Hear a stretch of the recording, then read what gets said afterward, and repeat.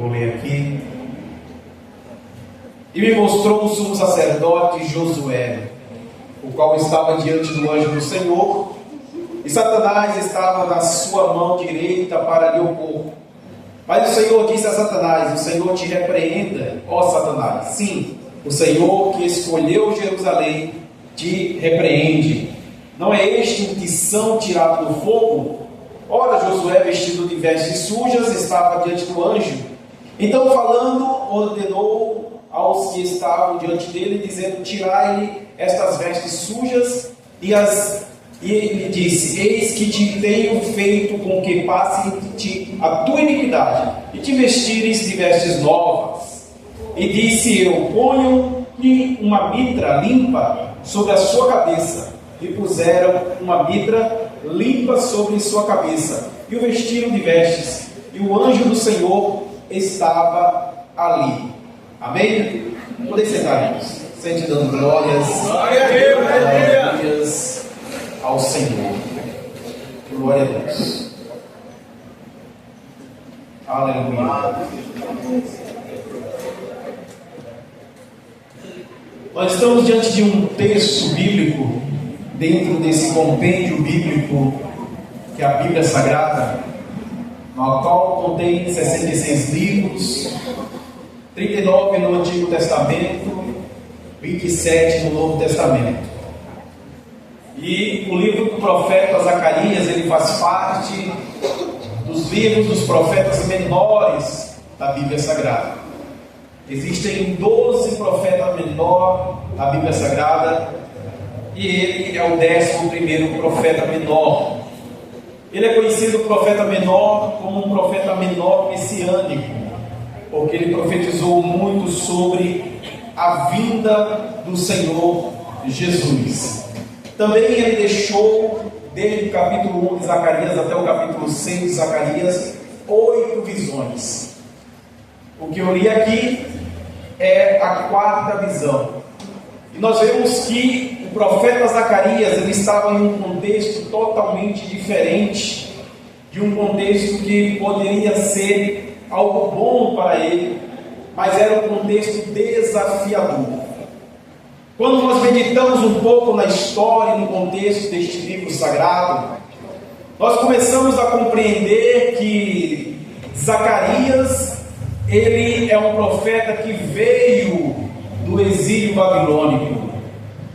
Na hora que o povo de Israel ele foi para o exílio babilônico, ele estava cumprindo uma profecia do profeta Jeremias, logo no capítulo 25, verso 11 e 12, onde nós podemos ler praticamente em 2 Crônicas, no capítulo 36, nos últimos versículos, aonde diz 2 Crônicas dessa maneira que eu vou ler aqui. 2 Crônicas 36, verso 19: e queimaram a casa de Deus, e derribaram os muros de Jerusalém, e todos os seus palácios queimaram, destruíram também todos os seus preciosos objetos, e os que escaparam da espada levou para a Babilônia, e fizeram os servos dele e de seus filhos até o tempo do reinado da Pérsia, para que se cumprisse a palavra do Senhor pela boca de Jeremias,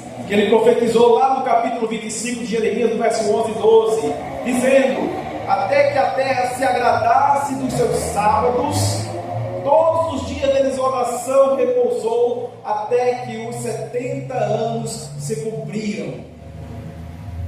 Aqui está atrelado ao texto que eu li, porque o profeta Jeremias já tinha profetizado que, como o povo de Israel não guardou o 7º ano para descanso da terra, e sim eles fizeram plantações e não obedeceram a palavra do Senhor, Deus iria castigá-los com o juízo. Assim Deus levantou Nabucodonosor, e todos nós conhecemos a história dele bem detalhada, conforme o livro do profeta Daniel descreve. Logo no capítulo 1 de Daniel, nós vemos Daniel, vemos Sadraque, Mesaque e Abednego, que Ananias, Misael e Azarias no Palácio Real. E eles no Palácio Real decidiram o quê? Jovens, mancebos, de meia idade, decidiram não contaminar-se com os manjares do rei. Então eles pediram para o copeiro: traga apenas salada, traga apenas verdura, porque eu não quero nada que o rei ofereça. Naquele exato momento, eles estavam consagrando ao Senhor. Mas como um jovem daquele rejeita uma comida daquela do palácio? Simples, eles tinham um propósito, e o propósito deles era consagrar a vida deles ao Senhor. E pasme, não foi em vão, porque nós, conhecendo a história, vemos que Misael, Ananias e Azarias, eles foram desafiados, não ajoelharam na estátua de Nabucodonosor. Nabucodonosor, vendo aquilo, depois de ter lançado o decreto que todos deviam ajoelhar, ele falou: aqueça o forno 7 vezes mais, e o forno foi aquecido. Então ele disse: pega esse Sadraque, Mesaque e Abednego, joga dentro da fornalha. E quando jogaram aqueles 3 jovens dentro da fornalha, o que aconteceu? A Bíblia diz que os que jogaram eles, na hora foi consumido pelo fogo, mas eles caíram lá na fornalha, leve, sã, ileso. Por quê? Porque eles estavam na presença de Deus. Aquele depósito que eles fizeram na juventude, fazendo jejum, consagração, oração, separação a Deus, aquilo estava sendo respondido na oração. Quando eles foram para a fornalha ardente, Deus estava também no meio. E quando Nabucodonosor olhou para a fornalha, ele disse: olha, eu não lancei 3 jovens lá, porque tem um quarto, manda esse quarto vir também, e tira esses jovens daí. Quando os 3 jovens vieram, o 4º homem da fornalha sumiu, porque ele ali estava de forma teofânica. Na verdade, era Jesus Cristo, aquele que não abandona o servo fiel e verdadeiro em meio à fornalha. Eu não sei o que você está passando neste momento, mas essa palavra é para você. Mesmo em meio à fornalha, você sendo fiel e verdadeiro, não esquecendo dos propósitos de Deus, Deus não vai te abandonar. Ele não vai deixar você queimar-se no meio desta fornalha. Glória a Deus, aleluia. Depois nós vemos Daniel sendo usado por Deus em visão e em revelação de sonhos.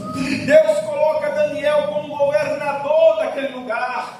Ele orava de manhã, orava à tarde e orava à noite. Tudo isso no meio daquele exílio babilônico, mas ele não temia e não negava ao Deus vivo. Enquanto ele orava de manhã, à tarde e à noite em direção a Jerusalém, os inimigos estavam tramando contra ele, e pediu para o rei lançar outro decreto. E disse: aquele que orar será lançado na cova dos leões. E o que aconteceu?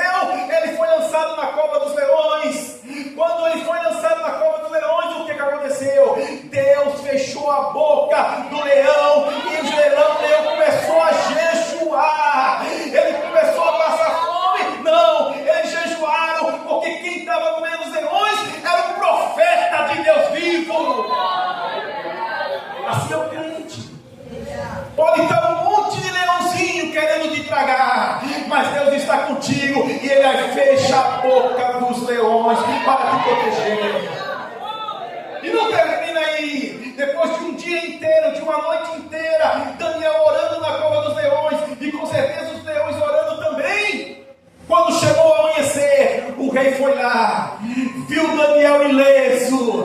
Daniel saiu da cova dos leões, e quem tramou contra ele, o rei falou: lança esses aí na cova dos leões.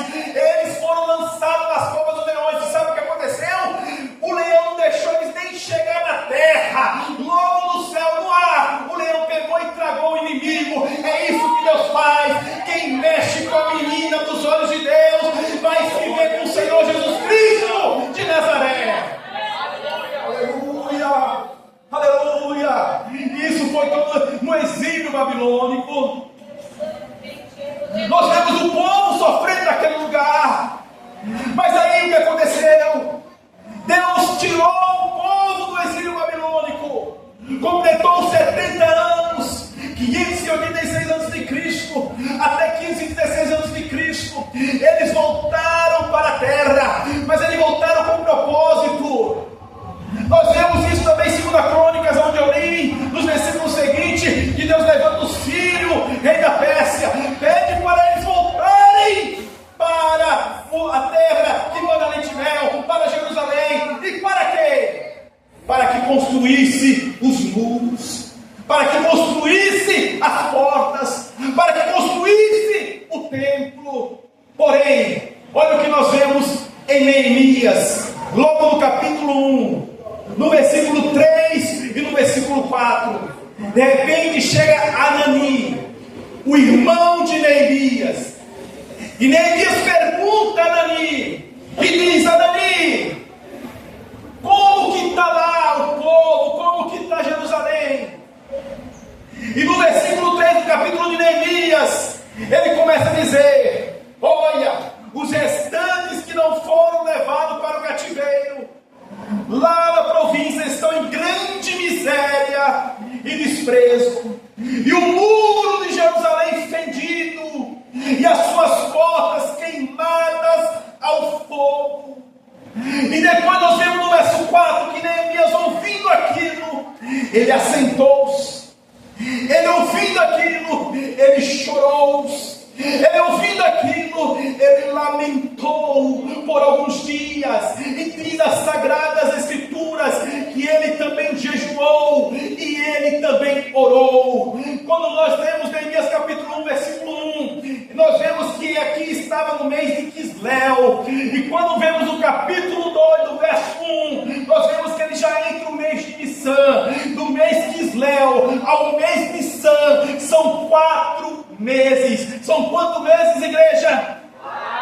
4 meses ele ficou orando. Deus não respondia, não acontecia nada, não havia vento, não havia reteté, não havia fogo. A única coisa que havia era um homem servo de Deus persistente em oração, porque sabia que Deus iria responder. E ele continuou orando 4 meses. Quando chega no capítulo 2, o rei começa a olhar para ele e diz: olha, copeiro Neemias, o que está acontecendo contigo? Você está muito triste. A Bíblia diz que Neemias faz uma nova oração ao Deus do céu, e eu chamo isso de oração que move o céu.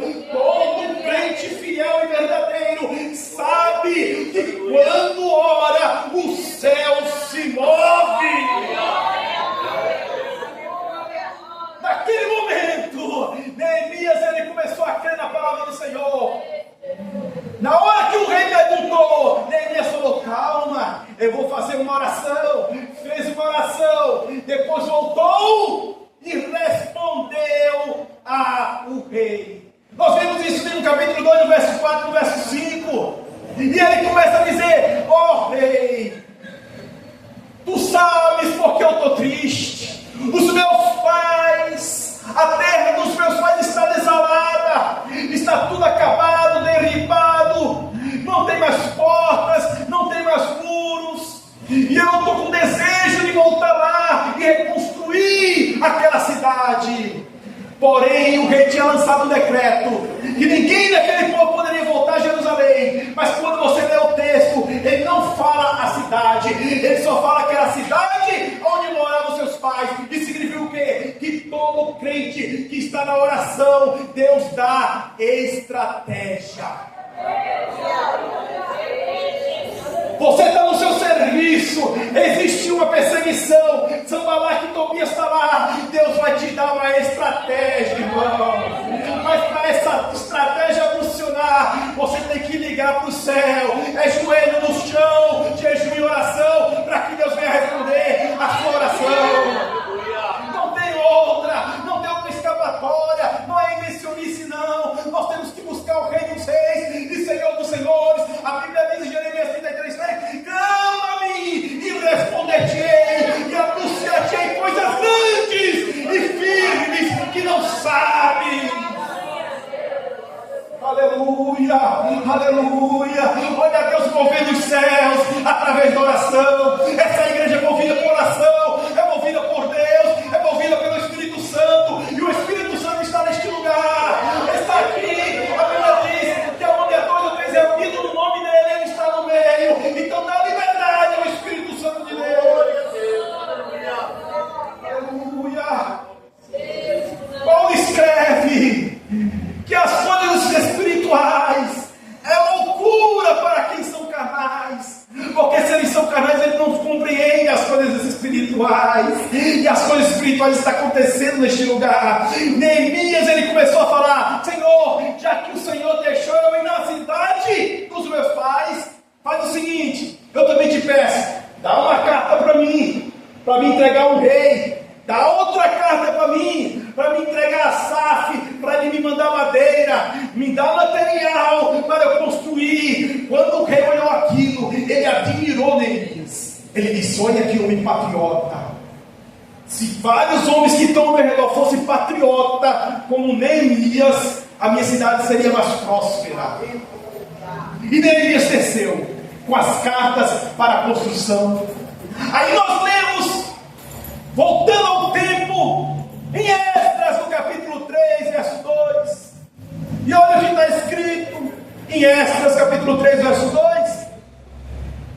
E levantou-se Josué, filho de Josadaque, e seus irmãos, os sacerdotes, e Zorobabel, filho de Esael-Tiel, e seus irmãos edificaram o altar de Deus de Israel, para oferecer sobre ele holocausto, como está escrito na lei de Moisés, o homem de Deus.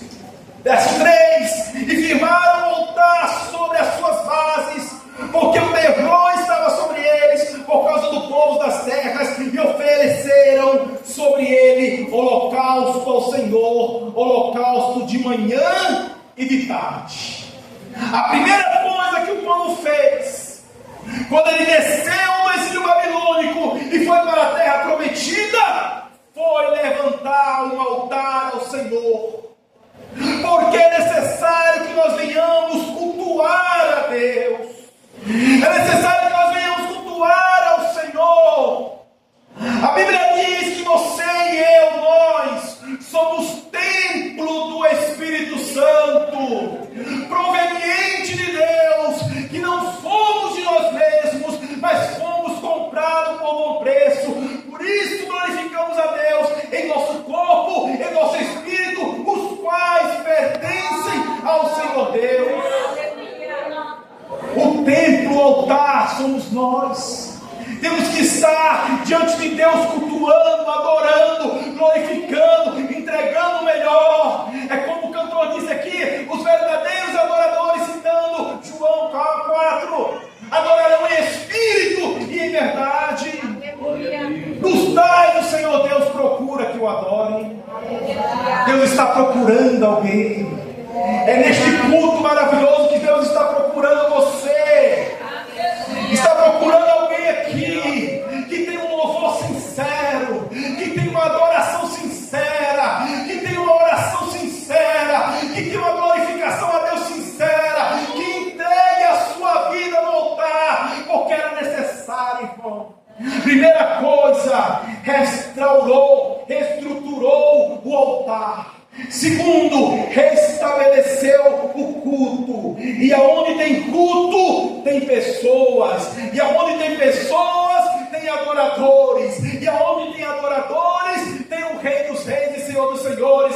E aonde tem Deus, tem intimidade. E aonde tem intimidade, tem poder. E aonde tem poder, tem unção. Aonde tem unção, tem cura. Aonde tem cura, tem salvação. Aonde tem salvação, tem batismo com o Espírito Santo. Aonde tem batismo com o Espírito Santo, tem pessoas que estão esperando ir para o céu no auspicioso arrebatamento da igreja. Aleluia! Como é maravilhoso esta palavra, a palavra do Senhor. A Bíblia diz em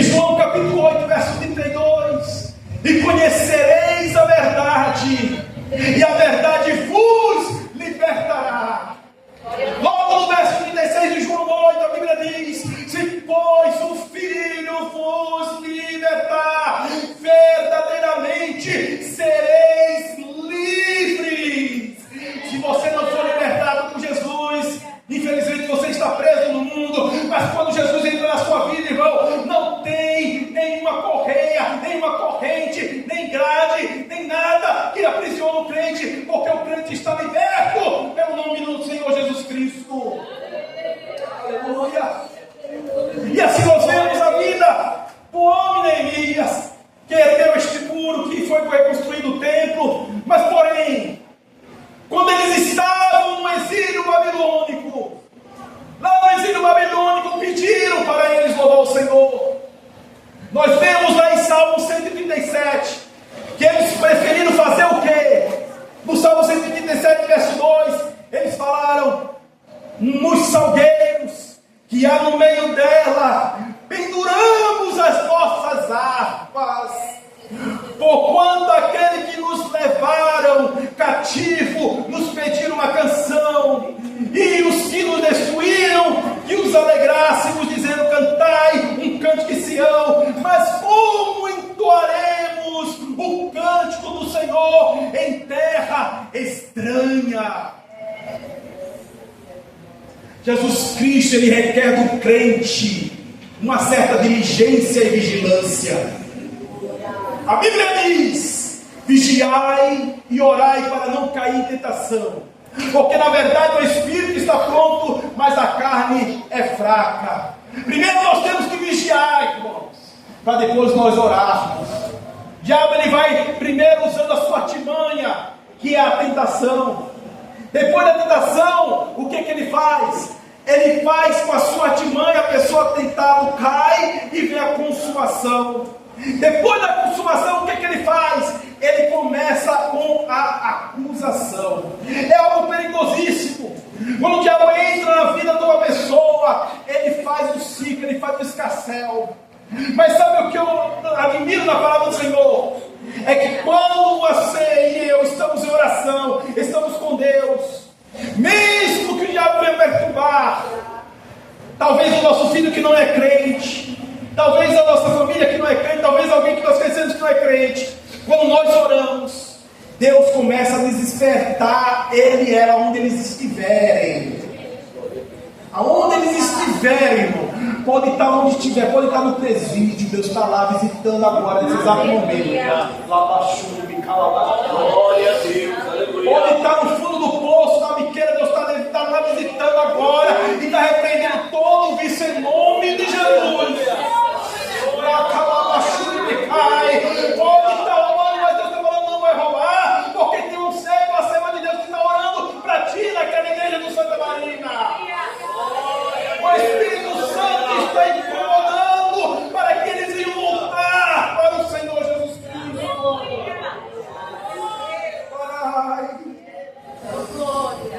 Quando nós vemos isso, nós temos aqui no texto que eu deparei com a igreja, em Zacarias capítulo 3, que na visão que Zacarias teve, ele viu o sumo sacerdote Josué. E logo no capítulo 3, verso 1, o sumo sacerdote Josué estava diante do anjo do Senhor. Porém, Satanás estava na sua mão direita para lhe opor. Ali eu vejo um tribunal. Ali existia um tribunal, onde o réu era o sumo sacerdote Josué.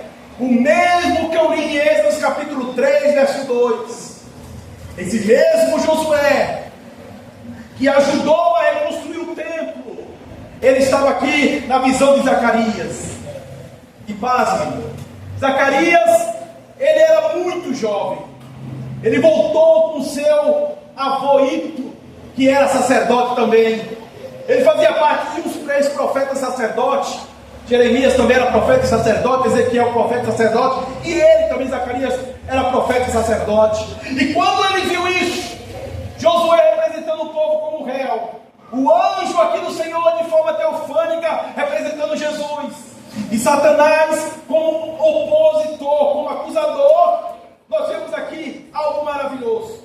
Olha o que está escrito no verso 2. Mas o Senhor disse a Satanás: o Senhor te repreenda.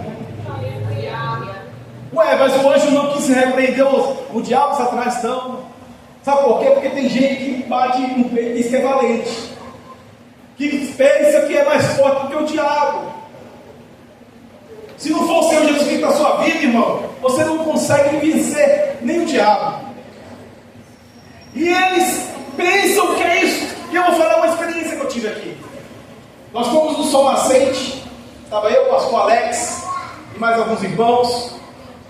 Quando nós chegamos no Sol Nascente, eu era novo convertido. Fomos em uma casa, chamaram de uma mulher possessa. Entramos na casa, visitamos a mulher que estava possessa no quarto. Ela estava subindo as paredes, de tão possessa que ela estava. De repente o pastor Alex chegou. Ele era recém-pastor, novo também, não é do nosso ministério. Ele chegou e falou para aquela mulher: se você é o diabo mesmo, bate no meu rosto. E naquele momento que aconteceu, o diabo foi lá e bateu no rosto dele.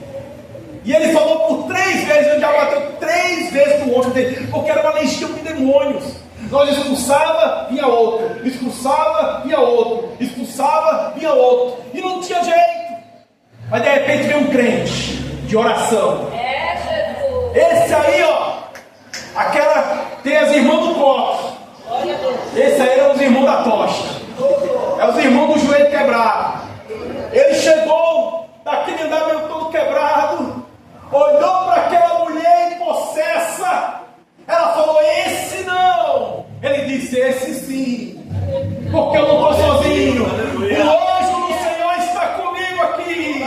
E em nome de Jesus Cristo, Satanás, deixa esta mulher livre. E naquele momento aquela mulher foi liberta pelo nome de Jesus. Oh, aleluia! O sangue de Jesus Cristo de Nazaré é o único que pode libertar uma alma perdida. O nome de Jesus é o único que pode operar milagre. E Ele está operando neste lugar. Ele está operando aqui. Ele está operando na sua vida. Ele está te curando. Ele está te libertando. Ele está salvando seus entes queridos. Ele está fazendo nesta noite. Olha o que está escrito aqui. O Senhor repreendeu. E de repente o que aconteceu? Não é este, diz a palavra do Senhor, um tição tirado do fogo. Irmãos, quantas mensagens erradas que eu ouvi sobre este versículo. A palavra tição tirado do fogo é como se fosse um graveto quase totalmente queimado, virando um carvão tirado do fogo. Só que o fogo aqui é o fogo do juízo. Josué estava tão em pecado que ele estava no fogo do juízo. Aí Deus fala, repreende Satanás e fala: não é este o tição tirado do fogo? Quando ele tira o tição do fogo, olha o que acontece, presta atenção.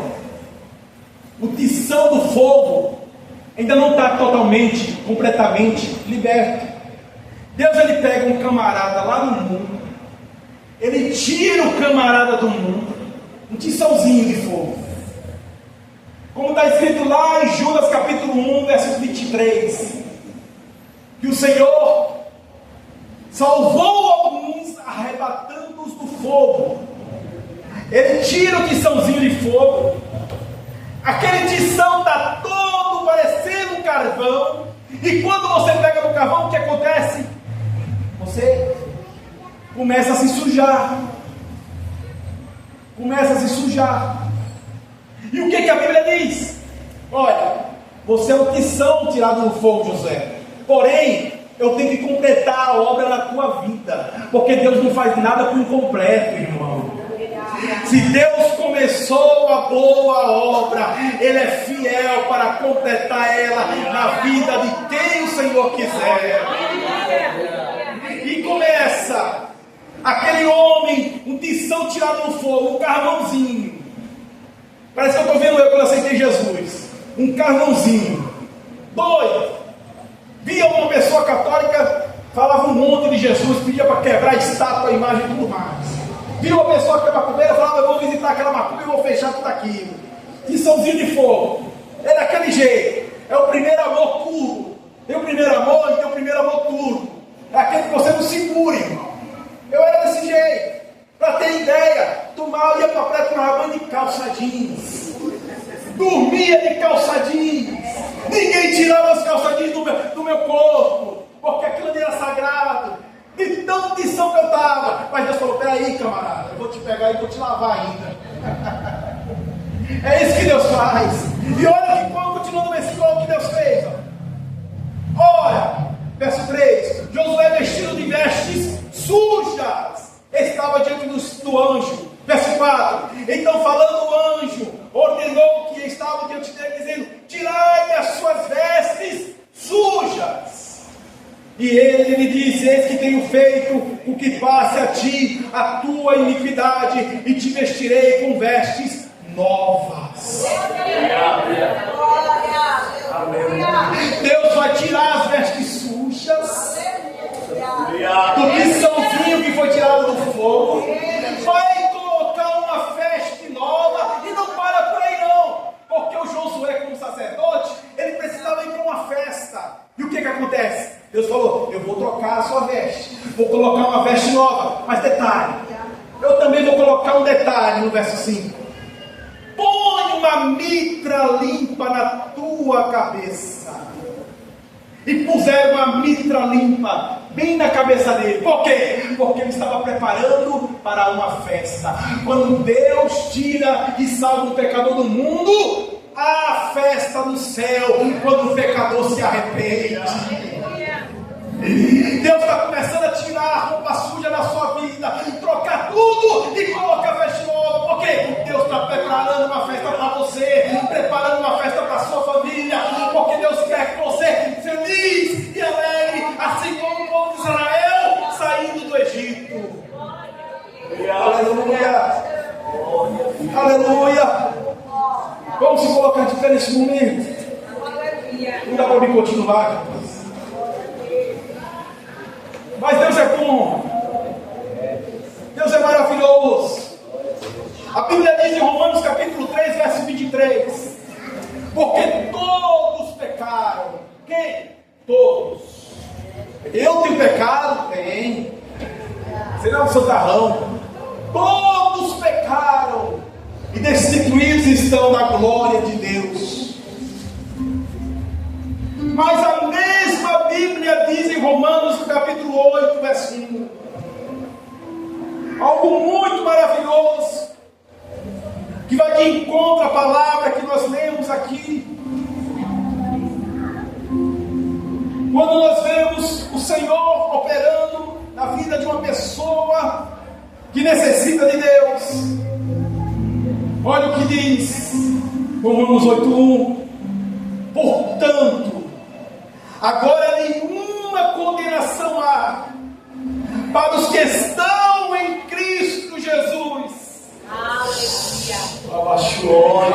Aleluia. Para os que estão em Cristo Jesus, que não andam segundo a carne, mas segundo o Espírito. Vamos mortificar nossa carne nesta noite. Vamos esquecer as coisas que nos preocupam e lançar nas mãos do Senhor, porque Ele tem cuidado de nós.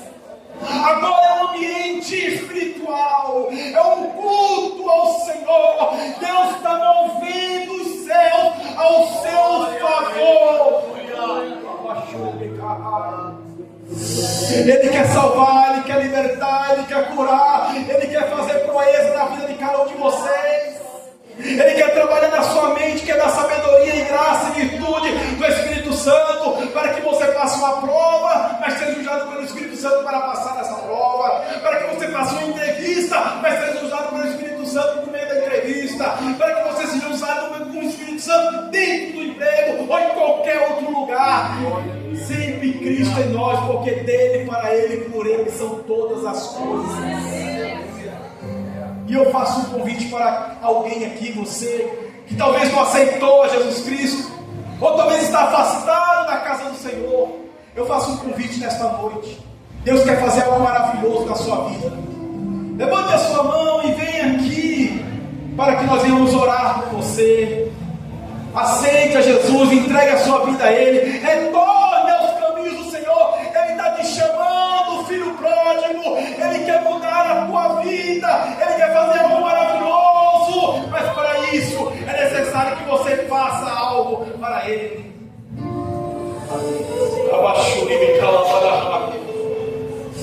Manda subir, não manda que eu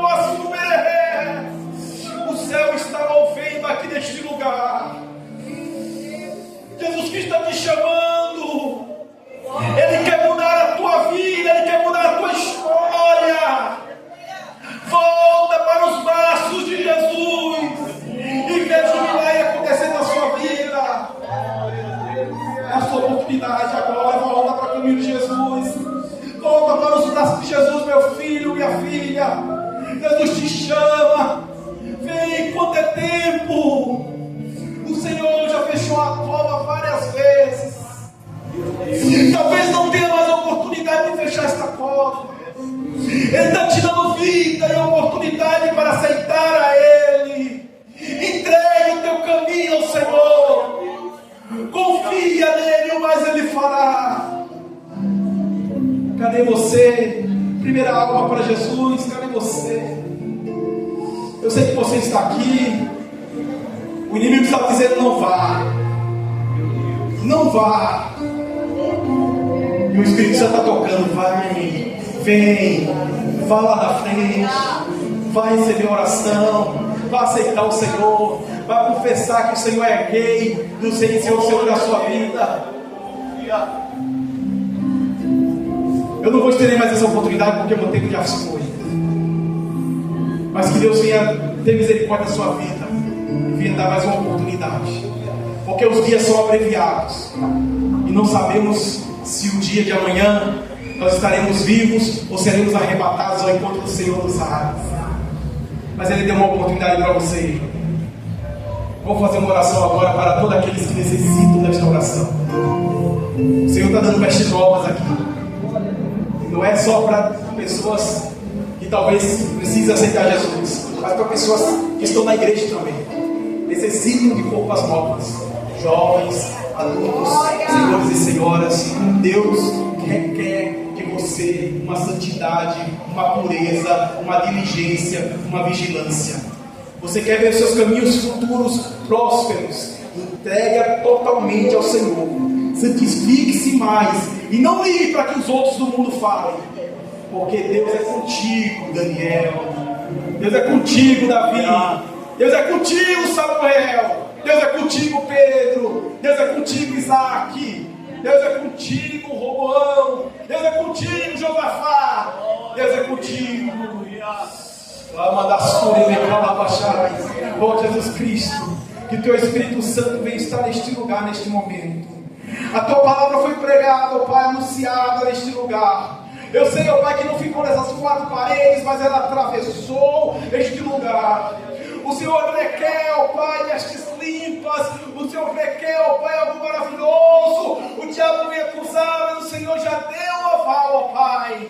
O Senhor já deu a purificação, já repreendeu Satanás. E agora, ó Pai, o Senhor vai usar estes vasos, essas pessoas que estão aqui dispostas a ser usadas por Ti. Levanta, ó Pai, este menino e esta menina para pregar a Tua palavra. Levanta cantores e cantoras deste lugar. Levanta missionários e missionárias. Levanta, ó Pai, pregadores e pregadoras, homens e mulheres cheios do Teu poder e da Tua palavra, cheios de sabedoria e graça, em nome do Senhor Jesus Cristo.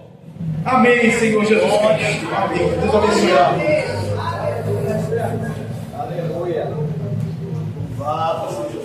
Glória a Deus. Os irmãos da tua porção da palavra de Deus, os irmãos ficaram felizes com a presença do Rubem e a sua esposa? Amém. Deus abençoe o Rubem e a sua esposa.